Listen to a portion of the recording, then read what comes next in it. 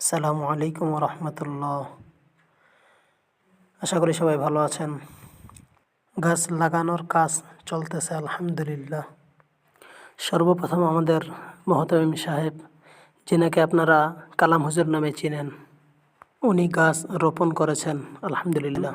এরপরে আমাদের একজন সাধারণ শিক্ষক মাহাদি হাসান হুজুর, উনি একটা ফুলের গাছ লাগাচ্ছেন।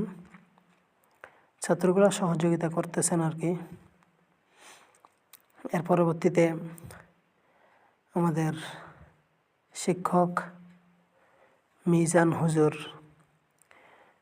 উনি মনে হয় একটা গোলাপের গাছ রোপণ করলেন।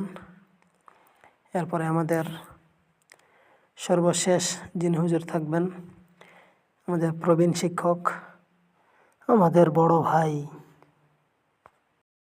জাহিদুল হুজুর, উনি যে একটা গাছ লাগাচ্ছেন, এই গাছটা মনে একটু বাঁকা হয়ে গেছে, ওই যে সোজা করার চেষ্টা করতেছেন।